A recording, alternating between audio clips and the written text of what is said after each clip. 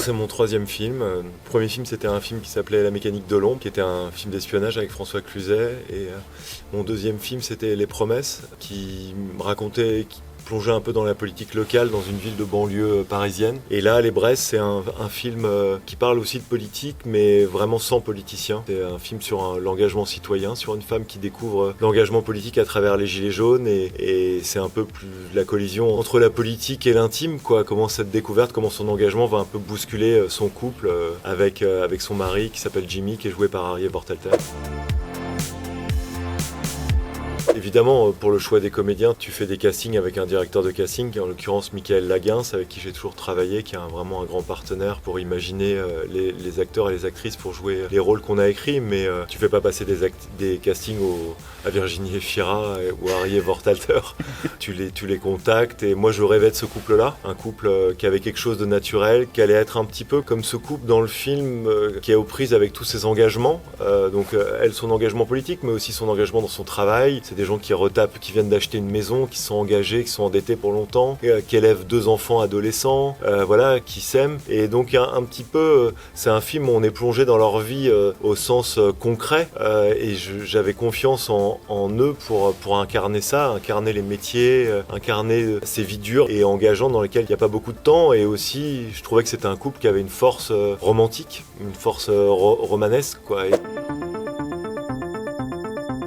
Oui, bien sûr, on s'inspire de beaucoup de choses, des images d'archives. À la base, quand même, la matière première pour écrire un scénario dans lequel on peut se documenter pour comprendre un phénomène et les détails. Évidemment, on peut lire des livres, on peut regarder des vidéos et tout ça, mais c'est quand même la rencontre, c'est le témoignage, quoi.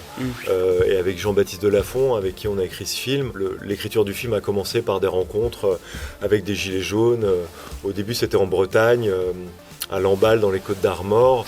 Et puis après en Haute-Loire, et puis après on en rencontrait dans différents endroits et un peu tout au long du film. Et puis beaucoup des gilets jaunes qui ont participé au film, je les ai rencontrés plus près du tournage, vers Angoulême et vers Limoges, qui est là où on a tourné. Donc un peu tout au long du truc, je dirais que la matière première dans la documentation, c'est le témoignage, c'est des gens, et parce que le témoignage, ça se rapproche de l'expérience que toi tu veux faire vivre. Je fais pas une anthologie des gilets jaunes, je raconte ce mouvement sans chercher à être totalement exhaustif, sans en raconter totalement l'histoire. Je raconte ça de l'intérieur, à travers le personnage de Virginie Efira, quoi, de ce qu'elle vit, de son parcours et de comment ça résonne sur le reste de sa vie, quoi, et notamment sur son histoire d'amour.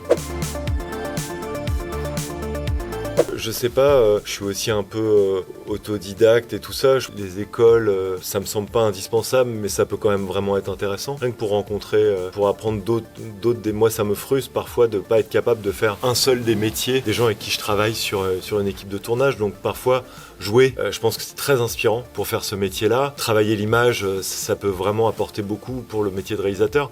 Moi, j'ai envie d'écrire, j'ai envie de faire avancer mes projets. Je crois qu'il faut beaucoup écrire. Il faut regarder des films, c'est quand même aussi une source d'inspiration et de connaissance du métier ou de la manière dont on fabriquait. Et souvent, moi, je propose de regarder les grands films, il faut les regarder plusieurs fois pour dépasser la fascination et comprendre comment ils sont fabriqués et qu'est-ce qui fait leur génie. Moi, j'ai quand même l'impression qu'il peut y avoir un peu un parcours du combattant, on se dit, pour pénétrer le milieu du cinéma, mais l'expérience que j'ai, et c'est une expérience petite et pas forcément exhaustive, c'est quand même que les gens lisent les scénarios, quoi.